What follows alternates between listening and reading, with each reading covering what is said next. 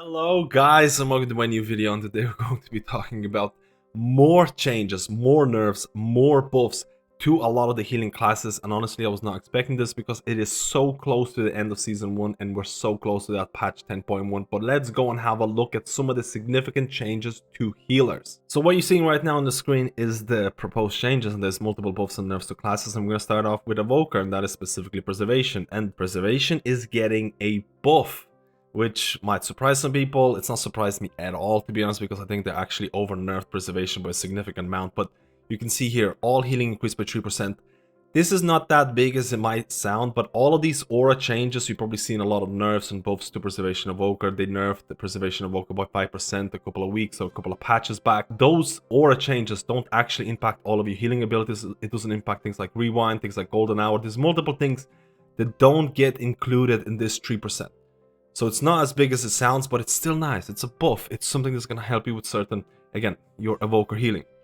Now, Living Flames healing increased by 15%. This is kind of interesting because one of the big issues of Preservation Evoker is their spot healings, their single target healing, especially in mythic environments. So I think that is something that Blizzard is trying to address in terms of, there's a lot of moments when you use your empowered abilities, when you don't have any essences and you're like, what do I do right now? I only have Living Flame, and Living Flame wasn't hitting for all that much, and you feel like you're kind of like a lackluster healer.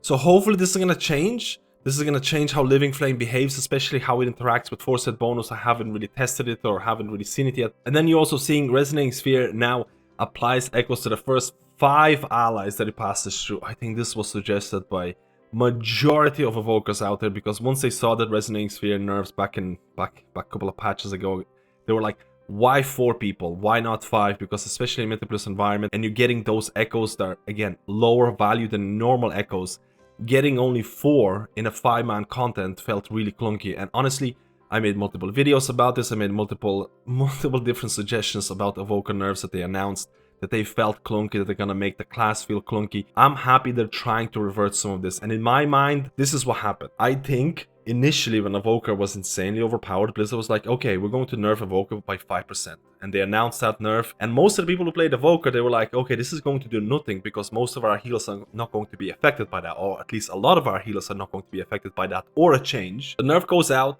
Nothing changes in terms of meta perception. Evokers are still insanely overpowered in all forms of content. And then Blizzard was like, okay, this didn't work. We're gonna go hardcore and we're gonna nerf a bunch of things in terms of how your Temporal Anomaly echoes scale with things like Livebind, things like Golden Hour. We're gonna change, or we're gonna nerf you a lot. And I think that nerfs, or those group of nerfs, were way too much. And I think Blizzard is finally acknowledging the fact that Evoker, going from one of the top healers by a significant margin to being somewhat mediocre, even bottom in certain raid situations, was too much. And I'm really happy to see Evoker is getting some significant, or at least getting some changes to address that, because Evoker is one of those healers who still has to deal with really annoying range limitations. How many people who played Preservation Evoker in something like Mythic Plus environment with 3 range DPS? That is the stuff of nightmares if your range DPS are all over the place and your main ability, Dream Breath, is awkward to hit. So where am I coming from in terms of these Preservation Evoker buffs, and why they deserve buffs? And again, this is 75 percentile of Vault Incarnates in terms of the HPS shards. Again, these are only HPS shards, so don't include damage reduction and all those things, but you can see here Evoker used to be one of the top healers, and it fell quite a bit in 75 percentile. If you go to 95 or 99 percentile, again, I don't want to look at 99 percentile too much because it can be cheese in multiple ways, but you can see Evoker dipped quite a bit. And I think Blizzard is looking at this chart, they're looking at this data, and they're like, okay, we just made our new healer, the new golden boy of the whole expansion, going from the top HPS to being arguably one of the lowest HPS, or somewhere in middle of the pack in terms of 75 percentile. We have to go and address that. And I agree with this because, again, I mentioned this multiple times, Evoker has that limitation in terms of range. Now let's go to some of the buffs that are happening to priests. And honestly, this is a pretty welcome surprise in terms of Discipline getting some changes, because it's been a while since they got some significant changes. So you can see Holy Nova damage has been increased by 30%. And this is for all priests in general. So they do want priests to use Holy Nova quite a bit, which, again, let me know. If you're playing a priest, do you think Holy Nova is engaging, interesting, or something that you like to press? In terms of Discipline priests, they're getting a lot of mana reduction, so that's quite nice because resources for Discipline priests can be somewhat tight. So you can see here Power Shield now costs less mana. You can see Power Shield now absorbs 25% more damage for Discipline priests, which is a pretty nice buff. Then you see Renew now costs less. You can see fix the bug, causing Renew to not have its healing increase by 25% for Discipline as intended. And then you see Power with Radiance now costs 4.5% of base mana. Again, less mana cost for a lot of the major heals, increases to Power Word Shield. And I think this is interesting because Discipline Priest is kind of getting a lot of W's lately because they're getting buffs right now. And again, 10.1 is just around the corner. 10.1 tier set for Discipline Priest went from being arguably one of the worst tier sets to being a pretty nice, or arguably one of the best tier sets in terms of the gameplay. I'm not looking at pure numbers, but the future, if you're a Discipline Priest, I think the future for Discipline Priest is relatively bright. But let me know how you feel about playing Discipline Priest. Let me know how you feel about playing this class right now. Do you think Blizzard should address other issues with Discipline Priest in terms of the clutter of abilities or the bloat of abilities? Let me know. Now, Holy Priest, I think Holy Priest is being slept on by a lot of the community right now. So Holy Priest is getting damage increases, and I think this is not going to surprise anybody out there, especially Holy Priests who are doing Mythic Plus content, because DPS or healer DPS is getting more and more kind of attention right now. I made a video about this previously. Holy Fire damage increased by 15%, Smite damage increased by 30%. I think these are really welcome changes. I think a lot of the Holy Priests who are playing right now, I think Holy Priest is probably in the best position right now that it's been since Dragonflight launched, because if you look at the HPS for Holy Priest in raids, and you can see how much HPS Holy Priest is doing right now, and this is mainly to do with Divine Image fix, because in 10.0.7 launch there was Divine Image kind of rework, and Divine Image was working. It was doing damage and it was doing healing, but it wasn't attributing that damage and healing to the actual priest.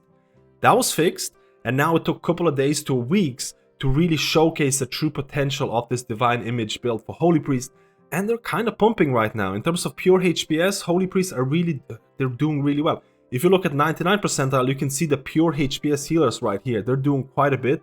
You can see Holy Priest, you can see Resto Druid, you can see Mistweaver Monk. We'll talk about Resto Shaman. I'm not talking about Resto Shaman right now because the changes are going to be the last ones. But you can see Holy Priest is doing quite well. And I think in Mythic Plus, and again, I'm going to showcase sub-creation data. Now I'm showcasing sub-creation data. This is basically community perception. This doesn't really showcases the true potential of a class. This just showcases what people like to play because they perceive that class to be really good. And this is for this week's affixes. Everyone was going towards Resto Shaman because Resto Shaman is the best healer. The moment I'm making this video, Resto Shaman is the best healer in Mythic Plus and raids. So a lot of people are going with Resto Shaman, but you can see Holy Priest, the community perception is not great, but they can definitely climb. The community perception for Mistweaver is not great, but in my opinion, if Mistweaver gets something like Bloodlust or Balrez or some big utility items added to its toolkit, Mistweaver could jump really high. So this is why I don't want people to pay attention too much to sub-creation, but it's just indication of where the community perception is heading. So Holy Priests and Discipline Priests are getting buffs. I think the future for them is bright right now, and it's getting even brighter in 10.1. Because I did test out Holy Priest in 10.1, and honestly, even after the nerfs to the tier set, so much of your healing is coming from a single button in terms of Prayer of Mending, it almost feels like you're cheating. You just have to press Prayer of Mending and you're doing so much healing because of your tier set. And I think it actually simplifies the class quite a bit. And I think there is, how do I say, comfort in simplicity, especially in 10.1. But we're not talking about 10.1 right now. The last changes, that is going to be Restoration Shaman. I honestly didn't see this coming right now. So they're nerfing all healing done is reduced by 5.5%. And I think this is a pretty significant nerf. I think a lot of people were looking at this and like, this is not going to do anything. I think this is more significant than most people think it's going to be. I think Resto Shaman, again, I mentioned this. Look at the HPS chart, 75 percentile, 99 percentile. Resto Shaman is the best HPS healer right now in raid situations, depending on which build you're running, but you're pumping HPS, especially because you do provide damage reduction with Spirit Link. There's a tiny portion of damage reduction in Spirit Link, but it's there. Spirit Link, a lot of people overvalue Spirit Link. A lot of people think that if you bring Spirit Link as Resto Shaman, you don't have to do good damage, you don't have to do good healing. As long as you bring that, you're always going to get invited. That's been debunked. And you can look at all of the previous expansions, all the previous patches when Resto Shaman wasn't doing that much HPS. Spirit Link alone will not get you invited as Resto Shaman. You still have to provide good HPS, good damage and all those things in order to be considered meta in raids and Mythic Plus. You can see right now Resto Shaman HPS is really strong in raid, and you can see right now from sub-creation data that everyone, including your grandmother, are swapping to Resto Shaman because Resto Shaman is the best healer. And it's true. Resto Shaman's pure HPS is really strong, their utility is there, and they provide Bloodlust. So Resto Shaman is in direct competition with Preservation Evoker, and Preservation Evoker was nerfed in 10.7, 10.07, and Preservation Evoker basically fell significantly, and I'm pretty sure that majority of Preservation Evokers probably swapped over to Resto Shaman because they saw a brighter future for Resto Shaman. Now, they're nerfing Restoration Shamans by 5.5%. I don't even know where they got this 0.5% from.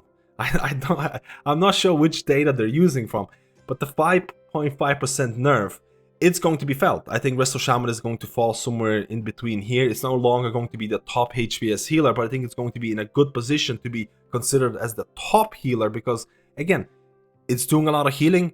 5.5% nerf is going to bring you somewhere along here. You're still going to be in a decent position. You still provide Spirit Link. You're not the worst HPS healer. So you're still in a decent position. And again, in Mythic Plus, you still have a lot of reasons in order to bring you to that Mythic Plus or meta high key pushing, because you're still providing insane amount of damage, an easy way to provide damage with Acid Rain. I think Acid Rain is insanely overpowered right now. I think it's always been a really, really fun aspect of Resto Shaman because it heals and deals damage. So passive way of healing and dealing damage is one of the keys of making a healer meta, honestly, in my opinion. So you still provide a lot of damage, you still have decent amount of utility, you honestly have a significant bloat of abilities, especially in raid, to an extent that I feel that I have too many buttons, but I'm not going to talk about that. So you still have good damage, you still have a lot of utility, and you have Bloodlust, which still makes you meta in Mythic Plus. Do I think, or will I say that Resto Shaman is going to be the best healer after these nerfs goes live? Probably not. I won't feel comfortable about saying Resto Shaman is the best in everything. I'll say Resto Shaman is still a top healer, and you can do high keys with Resto Shaman, and you can do really, really well in raids, but I probably won't say it is the best healer because these nerfs, I think, are somewhat significant. I think the balance of all healers is shaping up pretty nicely for 10.1. I think there is going to be, again, subcreation data is kind of memey. I actually think you could place a lot of healers in this A and S tier right now. I genuinely believe a lot of healers could be placed in A and S tier, and the only difference between these healers is which healer brings the big utility items.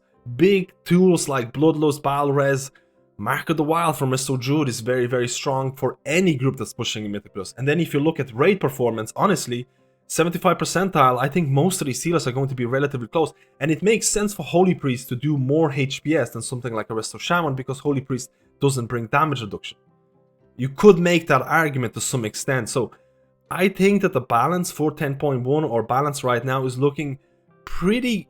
It's one of those things where play whichever healer you want, because if you swap from Flavor of the Month to Flavor of the Month, Blizzard is most likely going to nerf that, and pretty quickly, because I was not expecting this at all. So if you stick with the healer that you enjoy the most, you most likely will have the best time, because I think Blizzard is getting on top of this healer balance thing, and we'll have to see. Again, in my opinion, 10.1 in terms of what's going to be the best healer, what's going to be the worst healer in terms of 10.1, it's all going to come down to how they're going to balance tier sets. I think tier sets have some significant value. Some tier sets are really good, some tier sets are pretty bad. We'll see how they're going to balance that, but right now, play whichever healer you want. I think most healers are pretty meta, both in raids and Mythic Plus. And I think Resto Shaman, even though they're getting nerfed, I think they're still going to be really good healers, but probably not the best healer, which they are right now. But in the future, probably not, but still very, very, very good. Most of the healers in my eyes are S tier or A tier right now, and in raid situations, most of the healers after the nerfs and buffs are going to be somewhat similar in terms of HPS, maybe with certain healers that provide damage reduction, lacking a bit of that HPS output, which honestly makes sense. But let me know how you feel about this frequent balancing changes. Let me know how you feel about the healer balance in raid situations in terms of pure HPS. In terms of 75 percentile, in terms of 99 percentile. Let me know how you feel about this, like and subscribe, and I'll see you in my next guide.